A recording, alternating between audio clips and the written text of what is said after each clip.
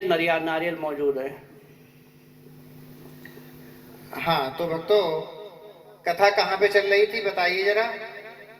कौन बताएगा कथा कहाँ पे चल रही थी? हाँ, माता रानी के दरबार में जा रहे भक्त नंदलाल सभी।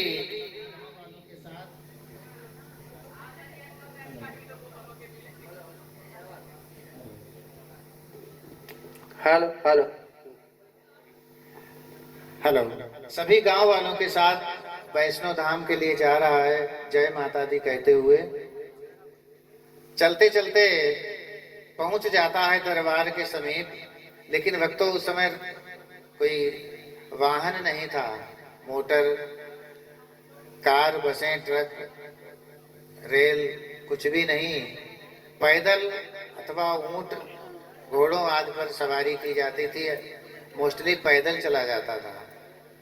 तो ये सभी नरेला से, या यूं समझ लीजिए कि दिल्ली से मां वैष्णो धाम तक पैदल ही गए। वहां पे जाकर के भक्त नंदलाल ने देखा कि बहुत से भक्त लोग मैया को कुछ भेंट चढ़ाने के लिए लिए जा रहे हैं। कोई न कोई व्यक्ति पशु लिए जा रहा था, कोई पक्षी लिए जा रहा था मैया को भेंट चढ़ाने के लिए। भक्त नंदलाल के मन में विचार आया कि मैं तो कुछ भी नहीं लाया, मैया हमसे प्रसन्न नहीं होगी, हमको दर्शन नहीं देगी। दर्शन नहीं देगी तो गांव वाले हमारा मजाक बनाएंगे। ऐसा विचार जब दिमाग में आया तो वापस चल देता है वहां से। जब वापस चलने लगा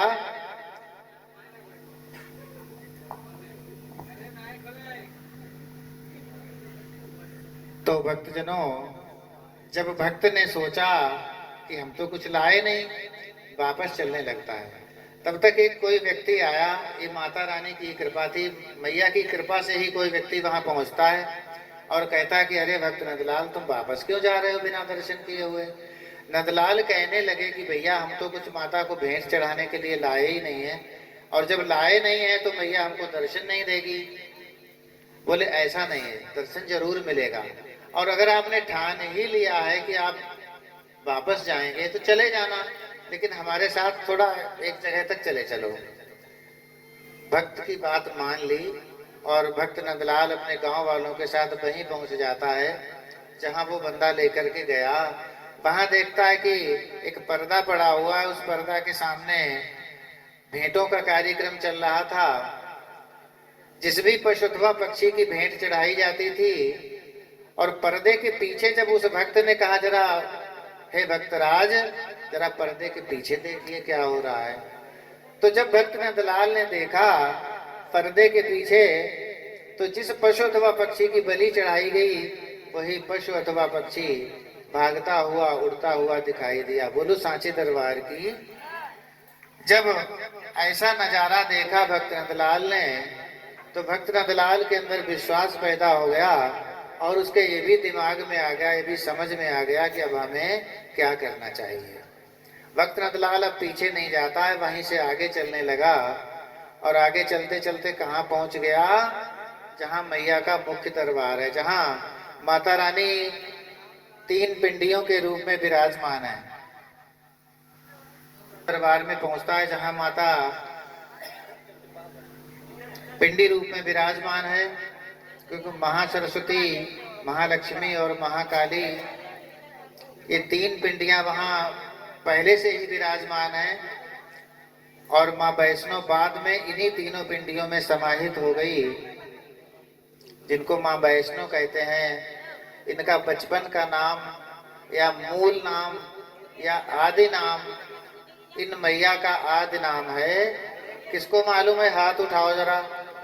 माँ वैष्णो का मूल नाम, जो विद्वानों ने नामकरण संस्कार जो किया था मैया का, वो नाम किसी को मालूम है? हम हर जागरण में बताया तो करते हैं, लेकिन आप लोग भूल जाते हो शायद। कोई बात नहीं। इन मैया का मूल नाम है त्रिकुटा। क्या नाम है? त्रिकुटा। और माँ वैष्णो या वैष्णवी इसलिए कहा गया कि भगवान विष्णु की ये शक्ति है, इसलिए इनको वैष्णवी कहा गया। तो भक्तजनों, जब भक्त नंदलाल दरबार में पहुंचा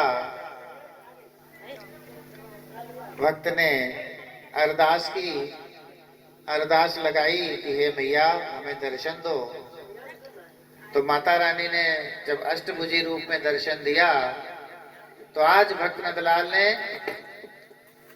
श्रद्धा से युक्त होकर, श्रद्धा पूरित होकर नंदू ने अपना शीश अर्पित कर दिया, अपना शीश उतारा और मैया के चरणों में समर्पित कर दिया। बोलो भक्त नंदलाल की।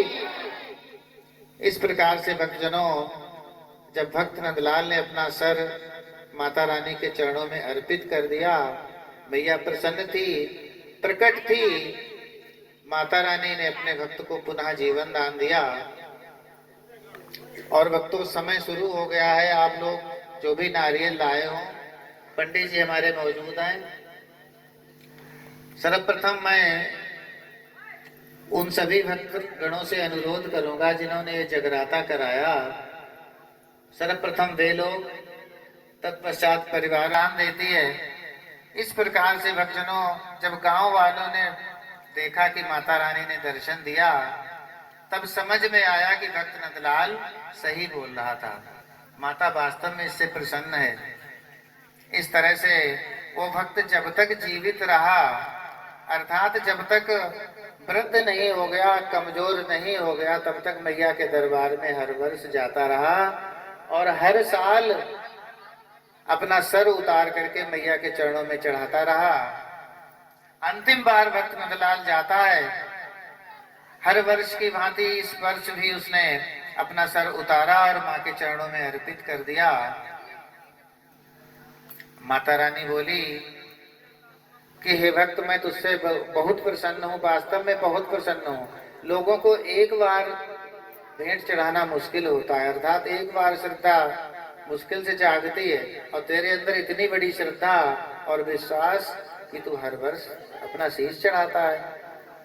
भक्त कहने लगा कि मैया अब तो मैं आ नहीं पाऊंगा, क्यों, मैं बहुत बूढ़ा हो गया, कमजोर हो गया।